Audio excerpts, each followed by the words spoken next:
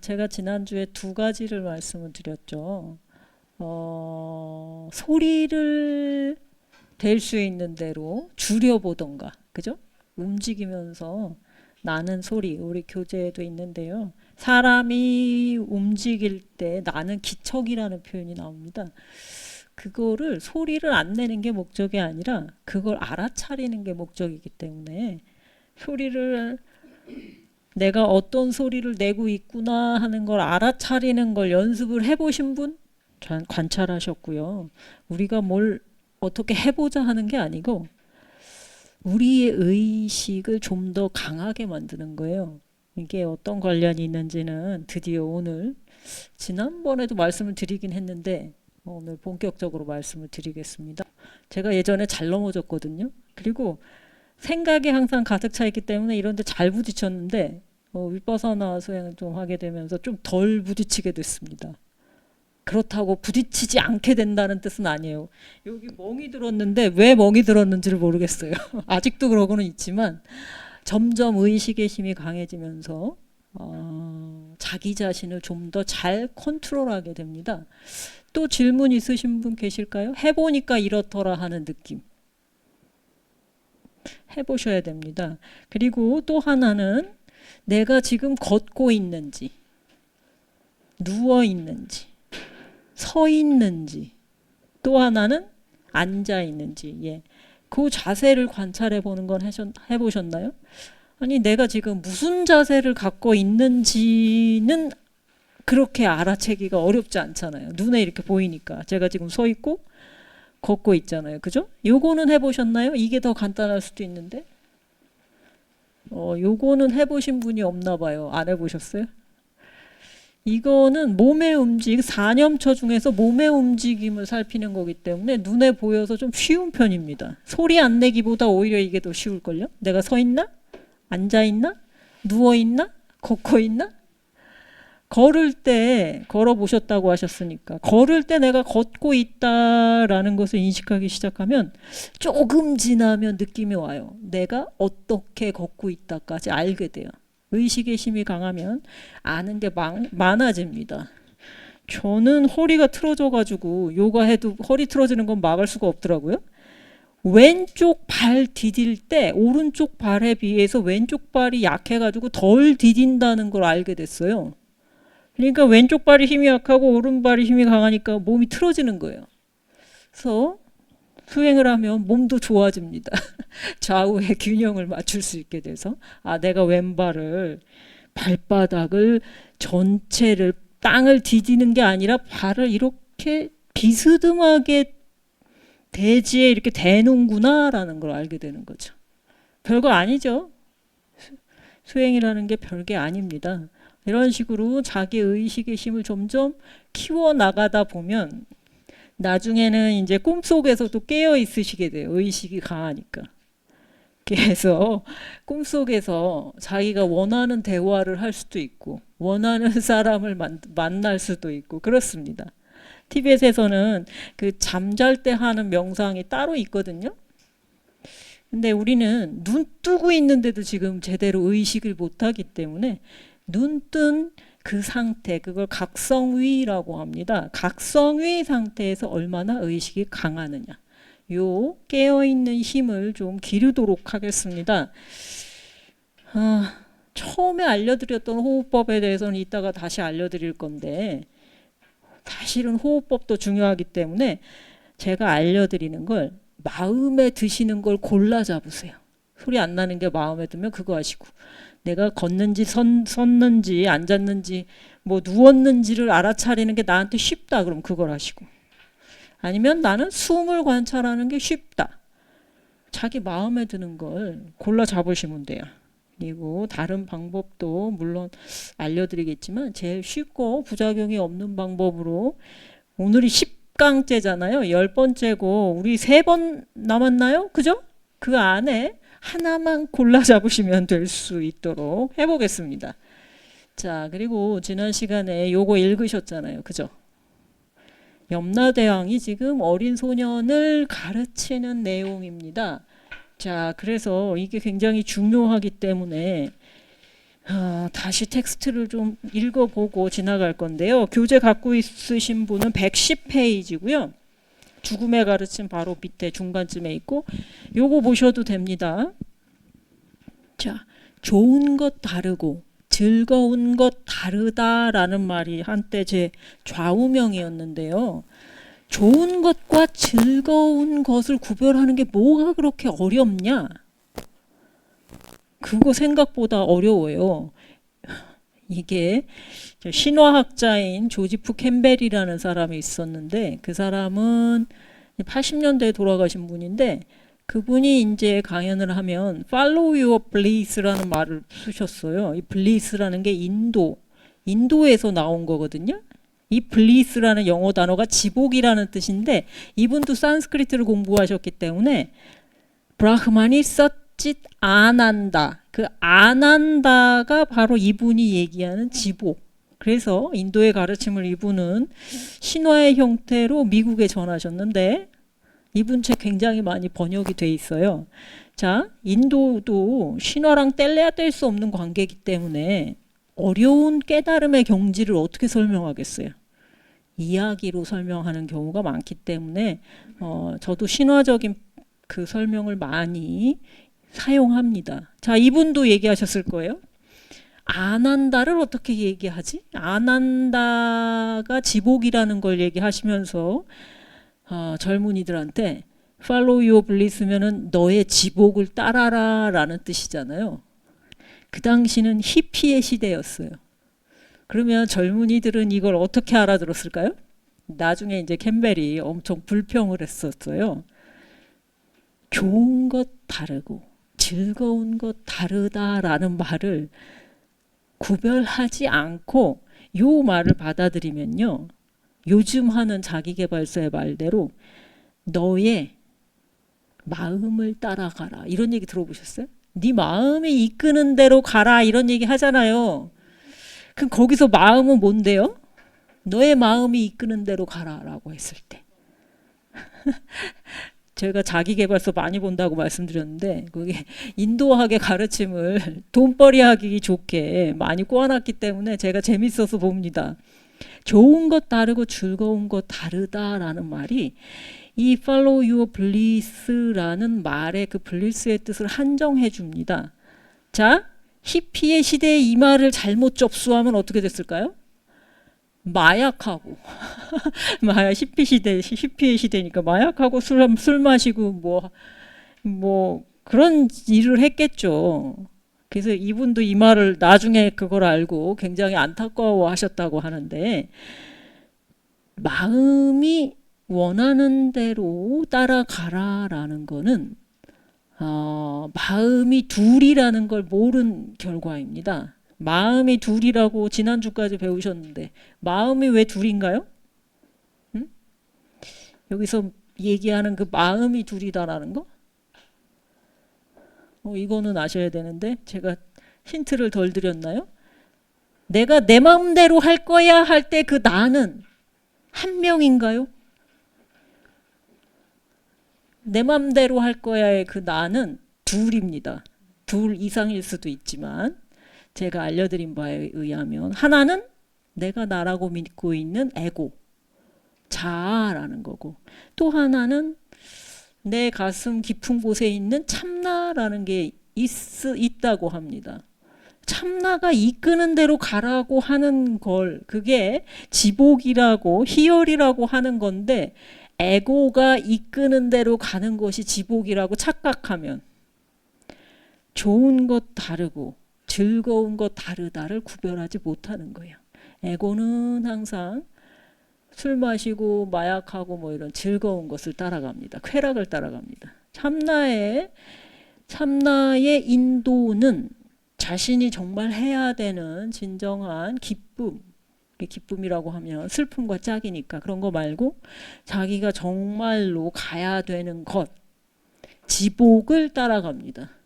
그럼 여러분 두 개를 구별하실 수 있으시겠어요? 그러니까 항상 이따가도 나오겠지만 작은 나와 큰 나가 있다라고 생각하시면 편해요. 왜냐하면 우리 유교 경전에 공자님이 대하와 소하를 구별하셨기 때문에. 자, 여기서 대하는 참나, 소하는 에고입니다. 그러니까 에고는 항상 얘가 삐지면 또 곤란하기는 해요. 자, 그러니까 잘 달래가지고 참나가 어른, 에고가 아이. 그래서 잘 데리고 가셔야 돼요. 애를 잘 달래가지고 데리고 다니시는 게 중요합니다. 자, 그래서 좋은 것 다르고 즐거운 것 다르다. 에고가 좋아하는 건 즐거운 거고 참나가 좋아하는 거는 진짜 좋은 거죠.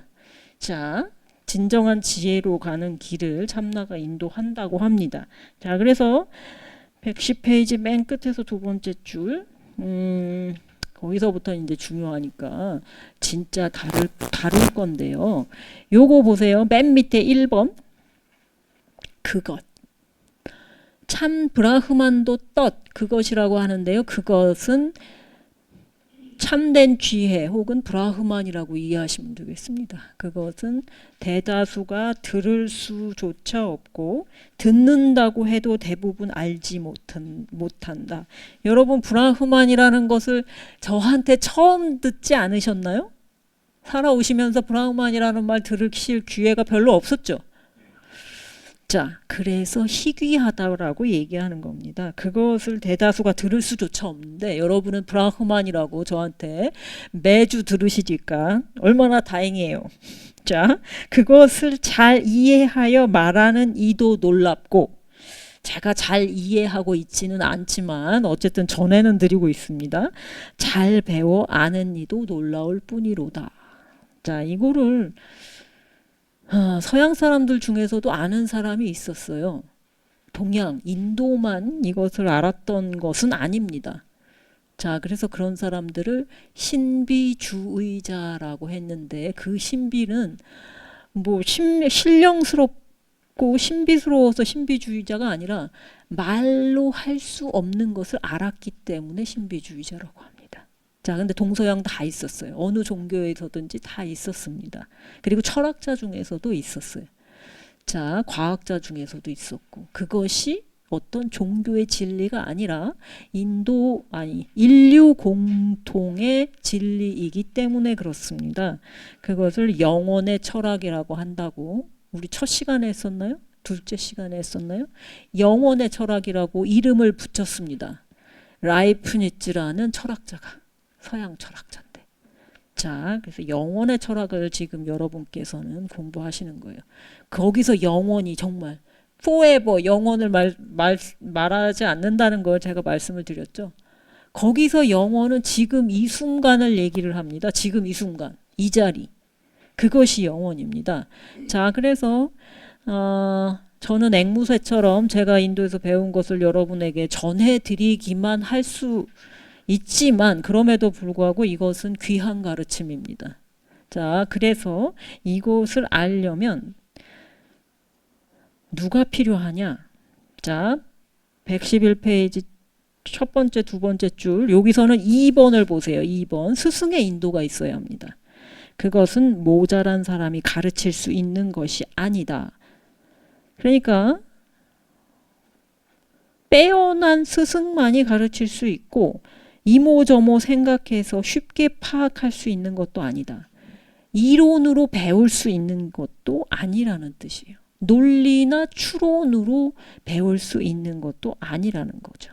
그래서 스승의 자격은 범아일려를 직관한 사람만이 이 진리를 제대로 가르칠 수 있다라고 합니다.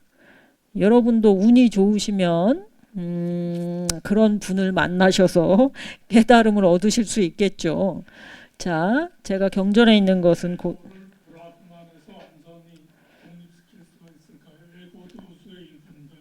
흡수할 수 있습니다. 그것은 제가 융이라는 심리학자의 학설을 가지고 많이 설명을 드리는데 큰 나, 대하는 소화를 흡수하게 됩니다. 그러니까 소화도 무시하면 안 돼요. 소화도 나니까요. 지금 말씀하신 것처럼. 나도 소화도 소중하고 대하도 소중한 거예요. 자, 그래서 범아일열을 직관할 수 있는 스승만이 제대로 가르칠 수 있다라고 하는 건데 왜냐? 왜 직관? 그리고 가르치지 못하기 때문에 말로 가르치지 못하기 때문에 우파니샤드잖아요. 왜 말로 가르칠 수 없냐? 3번 보세요. 그것은 상상할 수조차 없을 뿐더러 미묘한 것보다 더 미묘하기 때문이다. 지혜는 논리로 도달할 수 있는 것이 아니다. 다른 이에게 들어야. 여기서 듣는다는 거는 제대로 인도를 받아야 한다는 뜻입니다. 그래야 잘할 수 있다. 아끼는 이야 라고 염라대왕이 얘기합니다. 그러면 제가 여러분께 이렇게 설명드리는 게 아니라 다른 이에게 배워야 할 거는 숨 쉴 때 숨이 어떻게 느껴지는지 걸을 때 어떻게 느껴지시는지 이게 진짜입니다. 지금 저한테 이론으로 배우시는 거 소용없어요. 해보셔야 됩니다. 내가 얼마나 깨어있는지를 절감하실 수 있어요. 자, 그래서 브라흐만이라는 것이 굉장히 귀하기 때문에 그렇습니다. 왜냐? 종교로는 브라흐만에 다가갈 수 없어요. 종교 넘어, 논리 너머의 곳에 있기 때문에 그렇습니다. 자, 그래서 브라흐만의 상징에 대해서는 112페이지에 나옵니다만 소년이 요청을 합니다. 세 번째 소원으로. 염라대왕이 안 된다고 하는데 소년이 가르쳐달라고 계속 그러니까 자, 옳은 것 이게 다르마라고 하는데요. 다르마와 그른 것 아다르마 넘어 그러니까 우리는 세상을 항상 남과 여 선과 악 옳은 것과 그른 것 이런 식으로 양극단으로 파악을 해요. 근데 진리는 그 너머에 있습니다. 전체성으로서. 자, 그래서 항상 인도에서는 넘어, 건너 이런 얘기를 해요. 불교에서도 그렇고. 그 넘어 행해진 것과 행해지지 않은 것 원인과 결과 넘어죠. 그죠? 과거, 현재, 미래 넘어.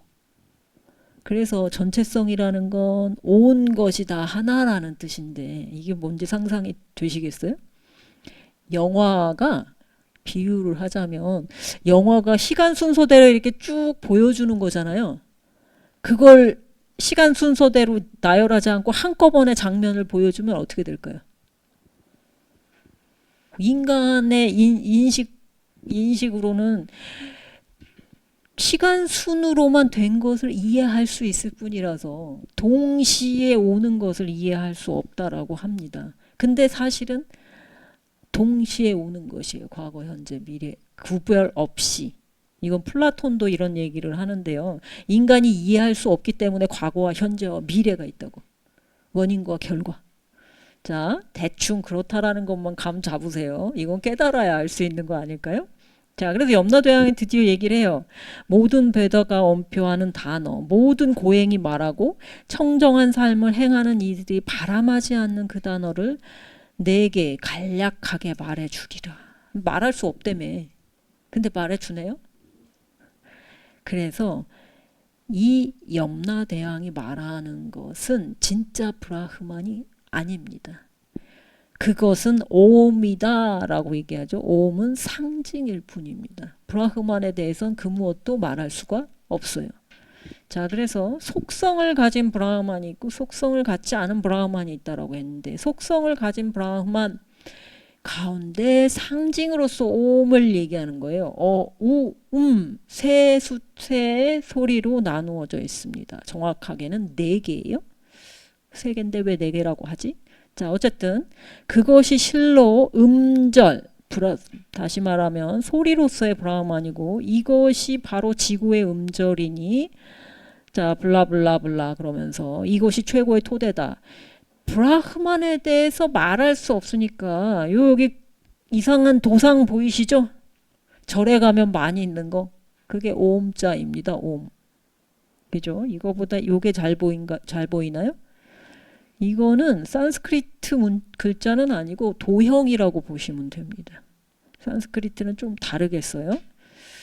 자, 이 오음이라는 상징으로서 너머에 있는 브라흐만은 말할 수 없어요.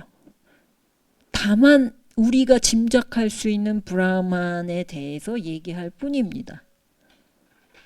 자, 그러면 여러분의 기억을 일깨워 드리기 위해서 브라흐만 두 가지 있다고 말씀드렸죠?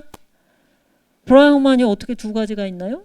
속성이 있는 브라흐만과 속성이 없는 브라흐만이 있다고 말씀드렸죠. 속성이 없는 거는 영원히 닿을 수가 없어요. 깨닫기 전에는. 그렇지만 오미니 뭐 수행이니 뭐 여러 가지 비유 혹은 여러 종교를 통해서 신에 대한 헌신 뭐 이런 것을 통해서 조금이라도 매달릴 수 있다면 그것은 속성이 있는 브라흐만이라고 합니다. 그러면 종교가 왜 필요할까요? 각 종교에서 믿는 신은 속성이 있는 브라흐만입니다. 신이라고 부를 뿐. 종교가 그러니까 속성이 있는 브라흐만이 우리가 흔히 신이라고 부르는 브라흐만입니다. 그럼 그 브라흐만은 절대적인 속성이 없는 브라흐만과 무슨 관련이 있을까요? 이하고 기로 생각할 수도 있겠습니까?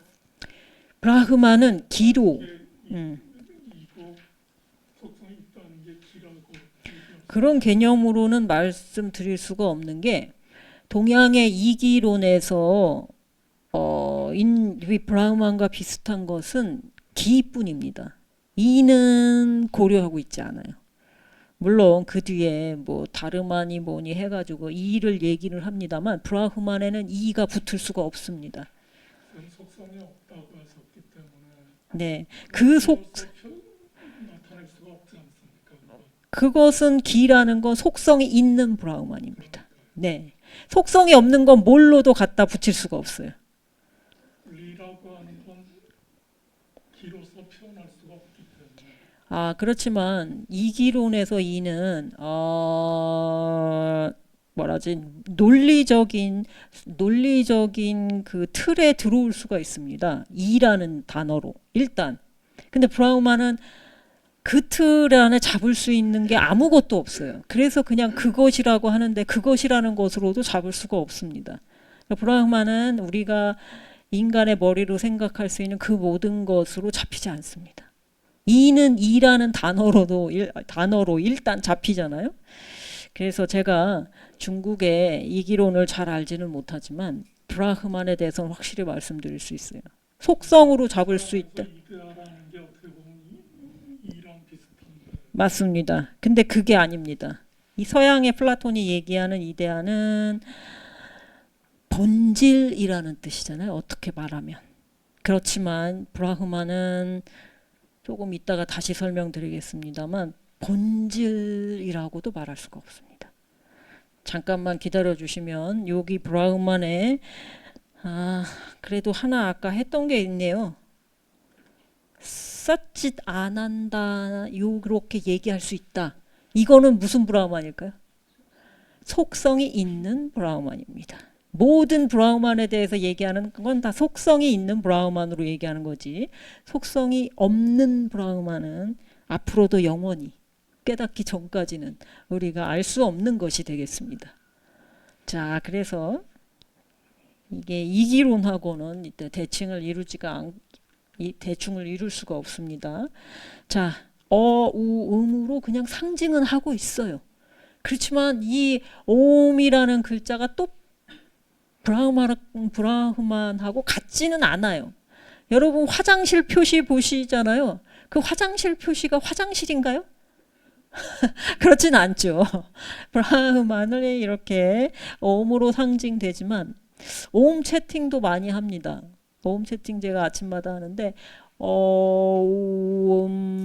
하고 소리를 내는 건데 이거는 무슨 뭐 해줬냐면 몸이 어디가 좀 이상이 있지 몸이 이렇게 진동하지 않는 부위가 이상이 있는 부위예요. 그래서 자기 컨디션을 확인할 때 옴 챈팅이 좋기는 합니다. 유튜브 이렇게 보시면 아우음으로 발음하는 경우도 있는데 어우음으로 하시면 몸에 진동이 오는 부분이 좀 달라져요. 음은 머리고 어는 아래 우로 올라오면 소리가 좀 위로 올라오는데 간단하잖아요. 그냥 어음을 차례로 소리 내보시면 됩니다. 그러면 이게 옴 챈팅인데 스님들 연불 왜 하시겠어요?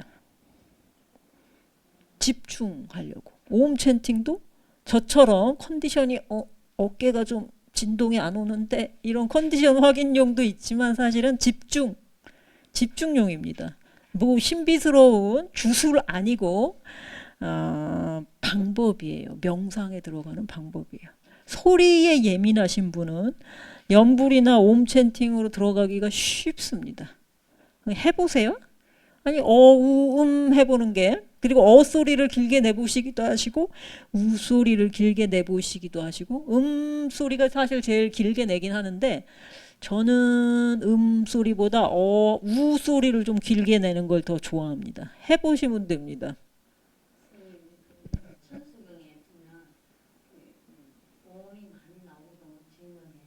나옵니다. 만트라에서 같은 겁니다. 나중에 이제 대승불교쯤 넘어가면 힌두교랑 믹싱이 돼요. 특히 밀교에 오면 힌두교랑 불교랑 별 차이가 안 납니다. 천수경 보세요. 수리 마수리 수수리 사바가 산스크리트로 원래 뭔 줄 아세요? 슈리 마하 슈리 슈리 스와하입니다. 그러니까 슈리는 신성하다는 뜻이에요. 그러니까 슈리라는 여신이 있어요. 힌두교 여신이. 슈리라는 여신이 마하 위대한 슈리. 수자가 붙으면 빼어나다는 뜻입니다. 슈리 빼어난 슈리 여신 스와하 이게 고수레라는 뜻입니다. 소원 제사 지내고 나서 마지막에 제관이 이루어져라 아멘 뭐 이런 뜻으로 외치는 말인데 그게 스와한데 이제 넘어와서 한자권을 지나면서 그게 사바하가 됐습니다. 사바하 원래 말이 스와하입니다. 스와하. 자 그래서 뭐랑요?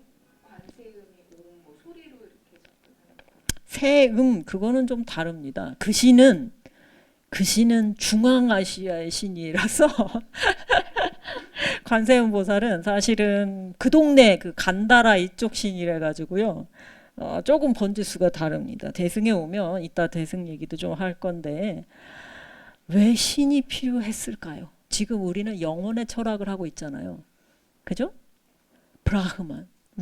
우리에게 잡히지 않는 브라흐만 얘기는 하는데 브라흐만을 열심히 하던 사람들도 관세음 보살은 염할 수 있잖아요. 왜요? 여러분은 관세음 보살이 좋으세요? 브라흐만이 좋으세요? 자, 솔직히 말씀해 보세요. 브라흐만이 좋으실 수도 있죠. 브라흐만은 열심히 노력해야 되는데 알려면 관세음 보살은 한 번만 부르면 뭐든지 다 들어준다고 관세음 보살 보문품에 나오지 않나요? 그 얘기는 조금 이따가 하겠습니다. 그동안에 여러분은 선택해 보세요. 관세음 보살이냐 혹은 예수님이냐 혹은 브라흐만이냐 나는 뭐가 좋은지. 자, 옴이라는 것이 상징에 불과합니다. 그래서 어는 머리가 넷달린 세상을 창조했다는 브라흐마 니은 받침 없이 브라흐마라는 일개 신입니다. 우는 세상을 유지한다라고 하는 비시누 신입니다. 소라고등 들고 있으면 비시누 신. 은 누구냐? 세상을 파괴한다는 신. 쉬바 신이 되겠습니다. 이 세 신은 사실 하나의 원리, 하나의 섭리가 세 가지 신으로 나타난 거라고 해요. 자, 그래서 세 개인데 왜 아까 제가 네 개라고 했을까요? 한 다음에 소리가 다 끊기면 끝나는 게 아니고 여러분은 그 뒤에 침묵을 좀 느끼셔야 돼요. 침묵의 소리가 브라흐만이라고 합니다. 침묵. 그 침묵이 우리가 그냥 입 다물고 있으면 침묵이 아니라요. 우리가 머릿속이 깨끗해진 상태의 그 침묵을 얘기합니다. 그러니까 머릿속이 복잡한데 그게 소리만 안 난다고 침묵이 아닌 거죠. 자, 그래서 이게 그러면 또 제가 정말 중요하게 생각하는 건 뭐냐? 인도 사람이니까 지금 신 이름을 붙여놓은 거지. 사실은 하고 침묵까지 네 가지 우리 정신의 상태가 있어요. 어는 지금 여러분의 상태, 깨어있는 상태입니다. 우는 여러분이 이제 렘 수면 상태에 들어간 꿈을 막 꾸고 있는 상태가 우라고 합니다. 그리고 음은 꿈을 꾸지 않는, 물론 깊은 잠 상태에서도 이 꿈을 꾸기는 한다고 하는 그런 연구 결과가 있긴 하는데, 하여간 꿈을 기억하지 못하는 아주 깊은 잠 상태를 음이라고 합니다. 그리고 그 뒤에 브라흐만이라고 불리는 침묵은 네 번째라고 합니다. 지금 네 번째죠. 빼고 네 번째죠. 그 침묵도 이름을 지을 수가 없어서 그냥 네 번째라고 합니다. 뚜리아, 산스크리트로.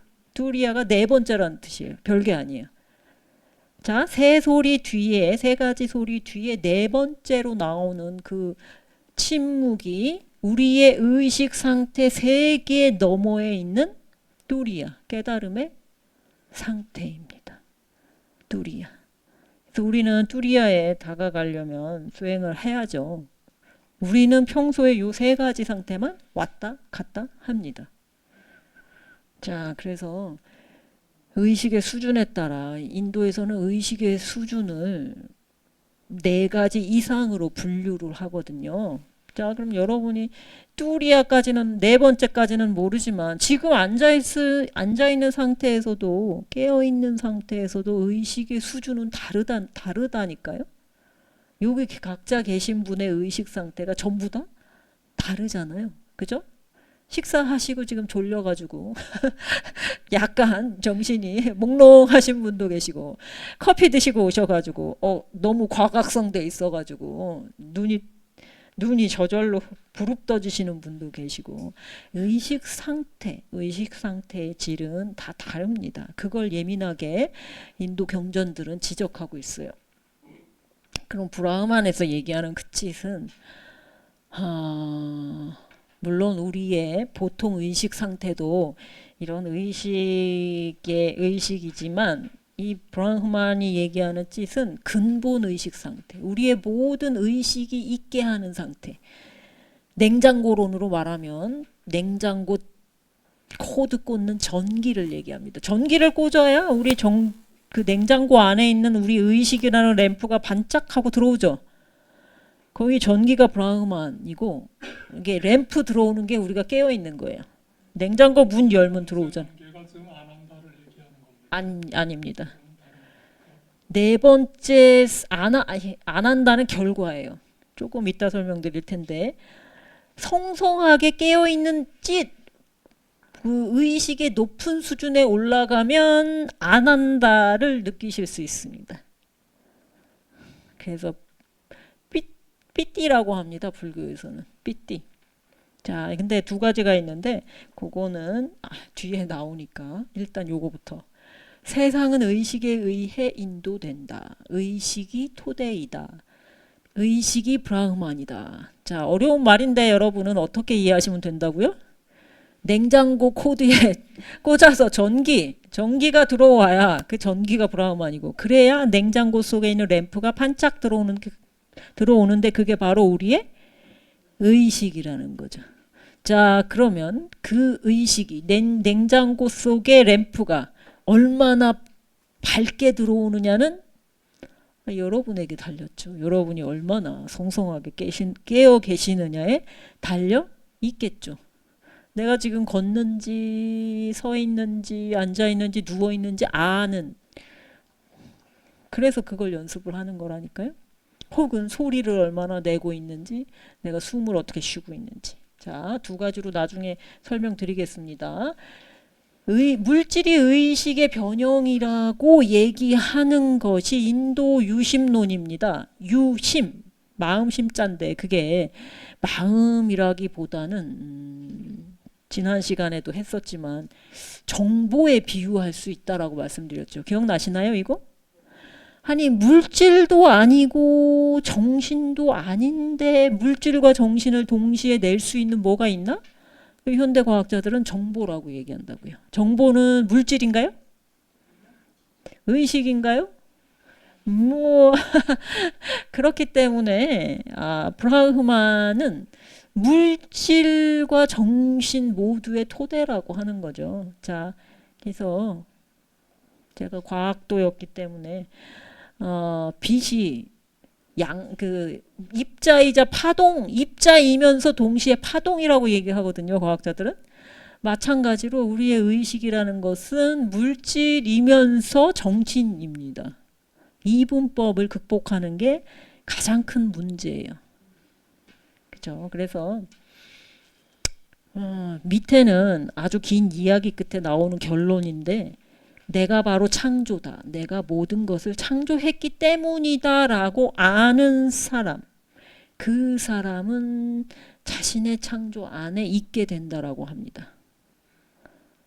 제가 이사를 하려고 준비하다가 실패했는데 어느 날 눈 뜨고 이 책 놓을 데가 없어서 바닥에 이렇게 굴러다니는 책을 보면서 내 의식이 이 세상, 이 방을, 이 집을 창조했다라는 걸 너무 절실히 깨달았어요. 저의 욕심이 책을 너무 사들여가지고 바닥에 책 깔리고 책꽂이는 지금 부서질 지경이고 이거 다 제가 창조한 거잖아요. 그죠? 의식이 자신의 세상을 창조한다라는 건 정말 실존적인 얘기예요. 어느 날 책장이 무너져서 저를 덮치면 저는 제가 만든 창조에 의해서 목숨이 끊어질지도 모릅니다. 자, 우리가 사는 게 그렇게 복잡하지 않습니다. 자, 그래서 브라흐만을 위대한 원소라고 부르는데요. 왜 위대한 원소라고 부르느냐? 여기서 원소라고 하면 원소도 작은 소립자로 쪼개지잖아요. 하여간 최소한의 단위로서 지금 원자를 얘기하는 거예요. 자, 그래서 온 존재에 퍼져 있기 때문에. 아니 그러면 정보라고 아까 비유를 한 거지 진짜 정보라는 얘기는 아니거든요. 근데 정보로 비유를 해보면 아니 이 세상에 정보가 어딨어? 지금 우리 공간의 정보. 우리 몸을 이루고 있는 그 원자들도요. 정보를 갖고 있습니다. 그 소립자들도 이거 회전하는 스핀 뭐 이런 얘기 들어보셨어요? 혹은 양성자, 전자 이게 전하수가 다르잖아요. 그죠? 그거 다 정보잖아요. 그럼 제 몸도 다 원자로 되어 있고 소립자로 되어 있고 여기 있는 세상 모든 것이 다 소립자로 되어 있으면 그 소립자가 다 정보를 갖고 있다니까요. 이런 식으로밖에 설명드릴 수가 없어서 배운 게 도둑질이라고 제가 이공계 출신이라 가지고 이런 설명을 드릴 뿐이지 경전에서는 물에 녹아있는 소금 얘기를 해요. 물에 소금이 녹아있으면 소금이 눈에 보이나요? 안 보이지만 소금물을 맛보면 짜다는 거 알 수 있죠. 눈에 보이지 않게 아주 미세하지만 우리가 느낄 수 있는 것, 짠맛으로 느낄 수 있는 것, 그것이 브라흐만이다라고 얘기하는 거예요. 그러니까 브라흐만은 신인가요? 그냥 설명하기도 애매한. 자, 브라흐만은 무한하고 세상 어디에나 있고 존재의 근원이고, 그죠? 그리고 알을 가져오는 근본 의식이라고 해요. 이거를 정보라고 이해하시면 좀 더 편하실 수 있습니다. 대충 어림짐작은 가능하시죠? 우린 깨닫기 전까지 모르니까. 자, 그래서 오음이라는 상징을 통해서 우리는 브라흐만을 겨냥은 할 수 있어. 브라흐만이 뭔지 절대 알 수 없지만 옴이라는 상징을 둬가지고 우리가 브라흐만을 알아야 한다라는 걸 알 수 있잖아요. 자, 그러면 알 수 없다며. 깨달으면 알 수 있다니까요. 직관할 수 있다니까요. 옴 찬팅을 해서 브라흐만이라는 관역에 집중을 하면 선정이라고 하면 삼매, 선정 삼매라고 비슷하게 생각하시면 되는데 삼매 들면 브라흐만을 직관할 수 있어. 그게 경전의 결론입니다. 그러니까 브라흐만은 영원히 닿을 수 없으니까 절망 그 회의론적이라고 그렇게 얘기를 하는데 그거 아니에요. 우리가 영원히 닿을 수 없지만 직관할 수는 있다니까요. 직관이라고밖에 표현을 못 하겠습니다. 프라즈냐라고 산스크리트로 얘기하는데 지성이라고 얘기하면 좀 벗어나고. 자, 그래서 어느 날 여러분이 물통을 통해서 손을 뻗으시다가 깨달으실 수도 있어요. 직관, 그거는 직관을 얘기하는데 안한다, 부처님의 시자인 안한다 존자처럼 눕다가 보통 많은 승려들 그리고 깨달음을 얻는 사람들이 앉거나 서거나 눕거나 걷다가 깨달음을 얻는데 그분은 아주 특이하시게도 눕다가 눕는 도중에 깨달음을 얻으셨어요. 자, 그래서 그거는 우리의 의식이 브라흐만을 겨냥해서 직관할 수 있기 때문에 깨달음이라는 건 그런 의미가 있습니다. 자, 그래서 브라흐만은 너무 거창해. 우주에 편재한 위대한 원소라고 얘기하니까 나랑은 너무 멀다고 생각하지 않으시나요? 나랑 너무 멀어. 그래서 우리에게는 불사의 다리인 아뜨만이 있습니다. 불멸로 가는 다리가 바로 아뜨만인데 아뜨만이 곧 뭐라고요? 브라흐만. 범아일여에서 범은 브라흐만, 아는 아뜨만. 그 브라흐만과 아뜨만이 둘이 아니다라고. 근데 일여면 같다는 뜻이죠. 자, 내 안에 브라흐만이 있어. 우주를 가득 채우고 있는 브라흐만은 나하고 너무 멀어 보이는데 나를 채우고 있는 브라흐만은 좀 어떠세요? 요거는 뭔가 좀 해볼만 하지 않을까 하는 생각 안 드세요? 우주는 내가 어쩔 수 없지만 내 안에 있는 나를 채우고 있는 아뜨만은 뭐라도 좀 해볼 수 있지 않을까? 그래서 불사의 달이라고 합니다. 세뚜라고 합니다. 자, 그래서 브라흐만의 근본 의식이라면 아뜨만은 개별 의식이라고 얘기하는데 이것도 맞는 표현이라고는 할 수 없지만 어쨌든 비슷하게나마 얘기를 하는 거예요. 자, 그래서 변전소 그러니까 발전소에서 이렇게 전기가 지금 오잖아요. 우리 집의 두꺼비 집을 통해서 220볼트로 떨어뜨려 가지고 들어온 전기가 아트만. 발전소에서 수만 볼트로 왔다 갔다 하는 애는 브라흐만.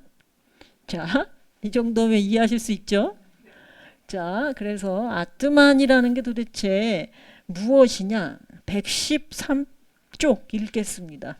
자, 그래서 요거 보셔도 되고 113쪽의 중간에 단락이 있어요.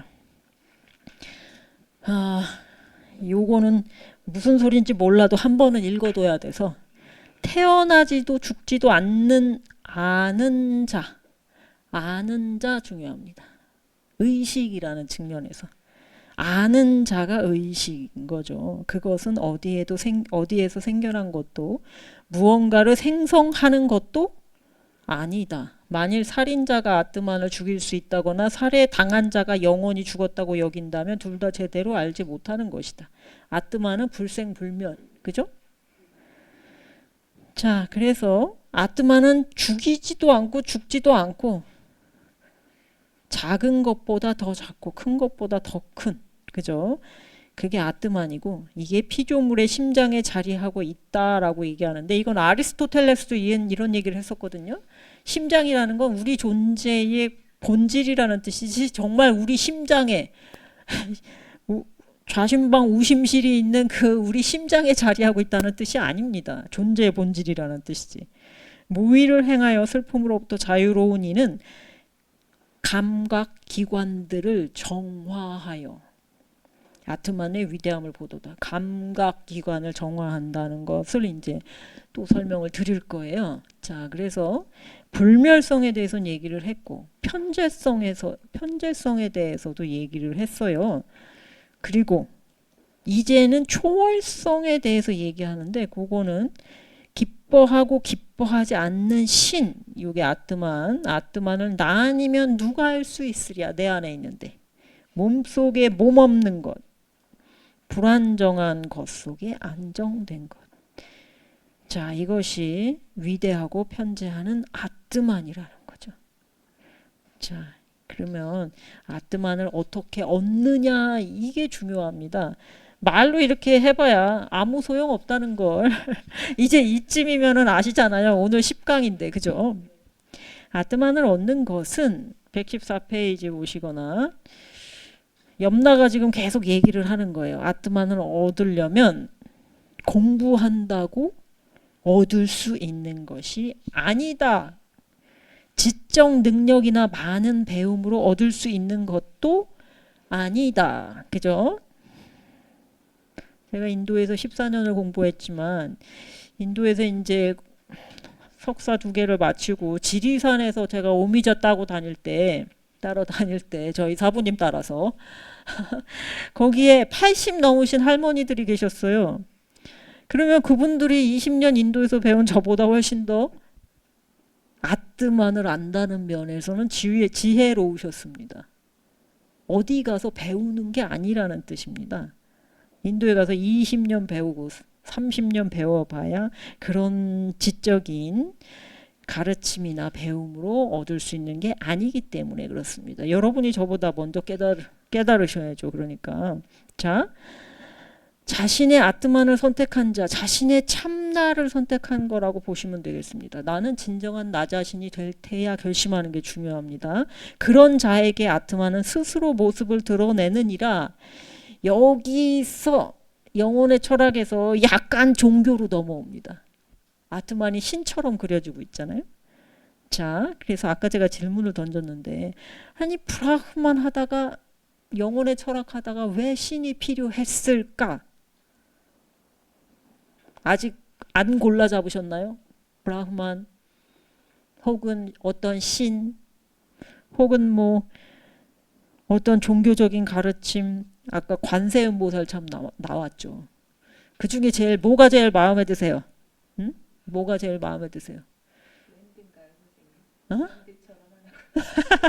맞습니다. 취향에 따라 골라 잡으시면 돼요. 인도에서는 좀 그런 면이 있습니다. 인도 사람들은 신을 막 받고 내 소원 잘 안 들어주는 것 같아. 그럼 딴 신으로 가. 진짜 그런 쇼핑인데 구루 쇼핑이라는 말도 있지 않습니까? 스승을 막 받고 중요한 것은 나입니다. 내가 어떻게 참나에 도달하고자 하는가 하는 결심. 자, 그게 훨씬 더 중요합니다. 가르침보다.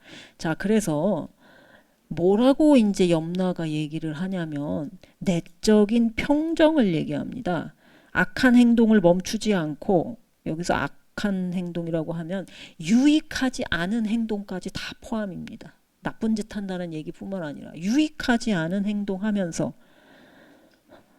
평온하지 않고 집중하지 못하고, 집중력이 그 사람의 의식 상태를 얘기해 주기도 하거든요.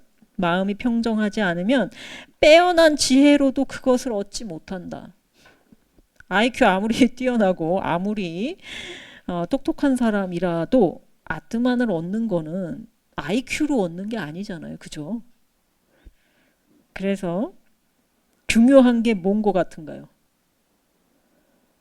마음이 평정한 게 최고입니다. 왜 그런지는 커밍순인데, 자, 일단 요거 다 읽고 뭐라고 마무리를 하나요? 이 사제 계급이 뭐 깨달음에 대해서 배우는 계급이잖아요. 그리고 kshatriya 계급도 권력이 있고 부가 있으니까 공부에 집중할 수 있는 계급이잖아요. 상위 계급이잖아요. 그 상위 계급으로 태어난다는 건 대단한 축복이죠. 전생에 뭐 몇 겁을 선업을 쌓았을 수도 있죠. 그런데 내가 결심하지 않으면 밥이고 반찬, 죽음은 반찬이다라는 얘기하는데 이게 뭐냐? 여러분 밥하고 반찬 몇 끼 드시지 않나요? 그러니까 내가 진정한 아트만을 얻고자 결심하고 노력하지 않는다면 날마다 끼니마다 먹는 밥 반찬처럼 아무리 귀한 존재로 태어난들, 돈이 많아서 생계로부터 자유로워진들, 아무리 IQ가 똑똑해서 쉽게 배울 수 있다고 한들 다 소용없고 맨날 태어나서 죽고 태어나서 죽고 윤회 속에서 떠돌기밖에 못한다라는 뜻입니다. 그래서 운이 좋아서 좋은 생을 좋은 상태, 좋은 환경에 있는 것이 진정한 지혜를 얻기 위한 토대로 작용하지 않으면 그게 무슨 소용이냐는 뜻이에요. 이거를 다른 버전으로 얘기해 드릴까요? 돈에 매이지 않고 수행할 수 있기 때문에 돈이 필요한 거지. 돈을 벌어서 수행한다라고 생각하면 오류라는 거죠. 제가 예전에 그런 생각했었어요. 돈을 좀 많이 벌면 그때부터는 수행에 집중할 수 있지 않을까? 다 거짓말이에요. 자, 우리가 돈은 하인으로 부렸을 때 제일 충실한 하인이고 상전으로 보시면 제일 고약한 상전이라고 하잖아요. 그러니까 신분, 높은 신분, 좋은 지위 그리고 부라는 것이 주어지는 이유는 진정한 지혜를 얻기 위한 유용한 토대라는 거예요. 근데 우리는 주객이 전도대에서 살고 있잖아요. 좀 시간 남으면 수행하지 이런 거요. 그러면 못한다는 뜻입니다. 자, 그래서 환경이 아무 소용 없어져요. 좋은 환경을 갖고 태어나더라도. 자, 그래서 염라대왕이 마지막 시한수, 인도에서는 시한수로 마무리하는 그 전통이 있어요. 그래서 빨리 3장 보더라도 다 가르침이 끝난 다음에 그 개송으로 마무리하는 경우가 많습니다. 자, 어리석은 자들은 외부의 욕망을 쫓나니 그들은 죽음이 펼친 올가미 속으로 들어간다. 그러나 현명한 자들은 불사를 알고 여기, 그러니까 이 세상이죠. 이 세상 덧없는 것들 속에서 변치 않는 것을 구하지 않는다. 자, 항상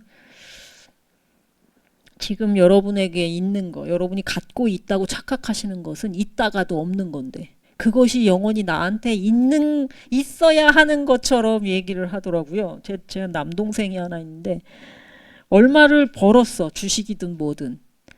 그러면 벌 때 있으면 잃을 때 있지 않나요? 근데 버는 거는 당연히 내가 벌어야 되는 거고 잃는 거는 당연하지 않은 일일 수가 있나요? 그러니까 어차피 덧없는 세상 속에서 영원한 영원한 건강, 영원한 가르침을 구하는 것 자체가 말이 안 된다는 뜻입니다. 있다가도 없는 것이고 당연히 무상하게 사라지는 것이기 때문에 자, 아트만과 브라흐마는 아트만과 브라흐만이 아까 큰 바다 대양 자체가 브라흐만이라면 아트만은 물방울 하나라고 말씀드린 적이 있죠. 자, 그래서 아트만은 주관이라고 보통 얘기를 하는데 개인적인 나의 본질. 브라흐만은 이 우주의 실체. 근데 두 개가 같은 거라는 게 중요해요.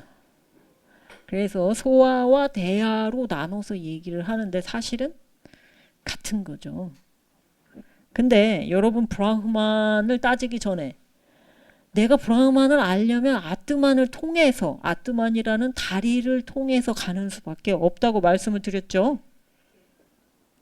그래서 우리는 세계를 알기 위해서 밖으로 나갈 필요가 없어요.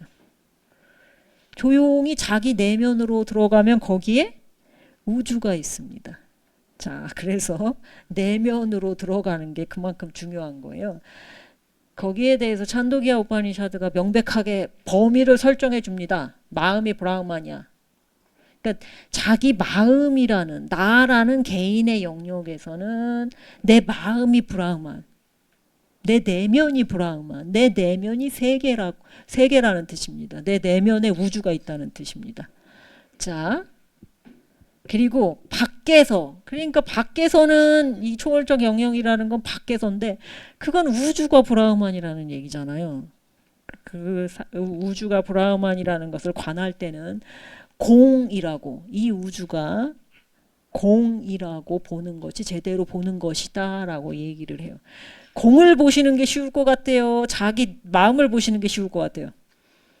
마음을 보는 게 쉽습니다. 압도적으로. 공은 마음을 보신 분들이 공을 보시는 거고. 자, 그래서 아트만에 대해서 세 가지로 설명을 드릴 거예요. 이제부터는 아트만에 집중하셔야 되니까. 자, 아트만에 집중하셔야 되는데 첫 번째는 나의 본질, 나 개인의 본질이라는 뜻입니다. 프라티악이 그런 뜻이에요. 개인이라는 뜻입니다. 개체, 개체의 본질. 자, 그리고 이 내 안에 왜 본질 혹은 실체라고 얘기하느냐? 우리는 에고가 끌고 가는 게 아니라 참나가 혹은 아트만이라고 표현할까요?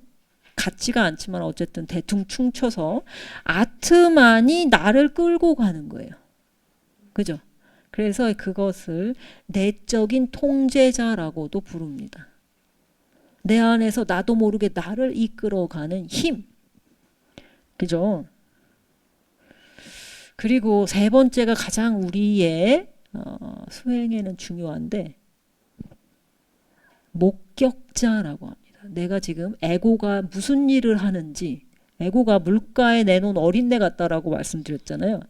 에고가 뭘 하는지 지켜보는 어른이 바로 목격자로서의 아트만입니다. 관찰자 의식이라고도 합니다. 여러분 뭐 메타인지 뭐 이런 것보다 좀 더 넓은 개념인데 내가 뭘 하는지 지켜보는 내 자신이 있다라고 생각해 보신 적 있나요? 예민하신 분들은 다 아실 겁니다. 내가 지금 이렇게 앉아서 뭔가를 듣고 있지만 그 앉아있는 나를 인지하는 또 뭔가가 있잖아요. 그것이 바로 목격자, 삭신이라고 하는데 관찰자 의식이라는 표현을 요즘 명상책에서 많이 씁니다. 관찰자 의식, 관찰자 혹은 목격자라고도 얘기합니다. 자, 이 세 가지 분류 중에 우리에게는 목격자라는 게 중요해요. 다시 말해서 내가 걷는지, 서 있는지, 앉아 있는지, 누워 있는지 관찰하는 자를 인식하시면 아트만을 인식하시는 거예요. 걷고 서고 앉고 눕고가 이렇게 중요한지 모르셨죠? 왜냐? 내가 어떤 행동을 하고 있는지 인지하는 또 다른 나. 그 목격자이기 때문에 그래요. 목격자보다는 저는 관찰자라는 표현을 써요. 그 관찰자는 에고가 뭘 하고 놀든 간에 간섭하지 않아요. 그죠? 그러면 내적 통제자랑 충돌되지 않습니까? 오, 예리하십니다. 내 안에서 나를 이끌어가는 존재인데 어떻게 참견을 안 하냐? 에고가 뭘 하는지를 목격을 하는데 그 에고에 에너지를 주는 존재이기 때문에 그래요. 이거 뭐 어떻게 설명해야 되나? 어른이 엄마가 아이 밥은 먹이잖아요. 그 개념이라고 생각하시면 됩니다. 아이는 자기 손으로 밥을 먹고 있다고 생각하지만 엄마가 음식해서 주는 거잖아요. 그죠? 요런 모순된 관계를 지적해내시는 걸로 봐서 곧 깨달음을 얻으실 거라고 굳게 믿겠습니다. 왜냐? 모든 가르침은요. 모순으로만 드러냅니다. 모순으로만 모든 진리는 설명할 수 있습니다. 자, 그래서 모순된 얘기, 모순된 지점을 발견해내시면 좋을 것 같아요. 예를 들어 정신이면서 물질이다. 들으시면 모순된 것처럼 보이잖아요. 근데 모든 진리는 이분법 너머에 있기 때문에 이런 식으로 모순으로만 패러독스로만 표현될 수 있습니다. 그러니까 관세음보살이 여잔가요? 수월 관음도 생각해 보세요. 관세음보살이 여잔가요? 그림 보면 코수염 나 있어요. 그럼 남잔가요? 몸의 곡선이 완전 여성인데 여성도 아니고 남성도 아닌 중성적인 모습으로 그려져 있습니다. 그래서 우리는 남과 여를 건너가지 않으면 관세음보살이 뭔지 알 수가 없고, 자, 이런 모순으로 드러나는 것을 건너가야만이 실체를 알 수 있습니다. 자, 그래서 집중이라는 게, 집중도 두 가지 집중이 있습니다만 그것은 뒤에서 설명하고, 아트만에 대해서 정확히 말하면 명상을 통해서, 관찰자 의식을 통해서 아트만을 경험하면, 아까 싹짓 안 한다라고 그랬죠.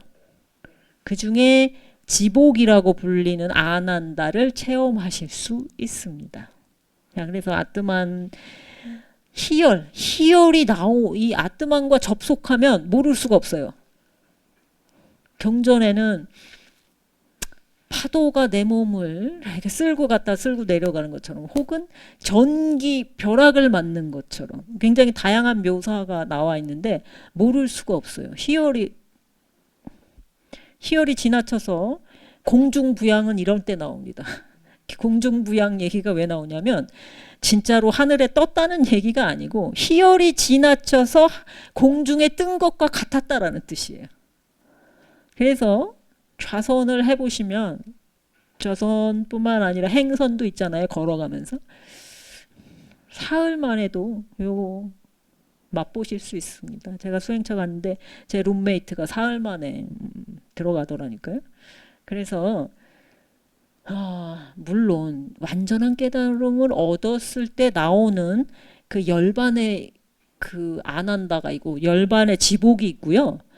아직 깨달음은 못 이루었지만 그 가운데 나오는 삐띠라는 희열이 있어요. 두 가지는 다릅니다. 그리고 명상의 단계가 높아지면 아랫 단계에서 나오는 그 삐띠, 그러니까 희열은 없어집니다. 그거는 이제 여러분이 명상을 하실 때 나중에 공부하실 일이고요. 일단은 이렇게만 말씀드립니다. 희열이야말로, 짝이 없는 희열이야말로 아트만의 최고 특징이라고 해야 되나요? 그죠? 자, 그래서 이 희열의 조각에 의지해서 다른 존재들이 살아갑니다. 우리가 살면서 너무 일이 잘 됐어. 그럼 기쁘시죠? 그 기쁨이 어디서 나온다라고 얘기하고 있는 거예요. 아트만에서 나오는. 순간적으로 아트만에서 샘솟는 그런 전기 같은 것이죠. 자, 15분 쉬었다가 할 건데요.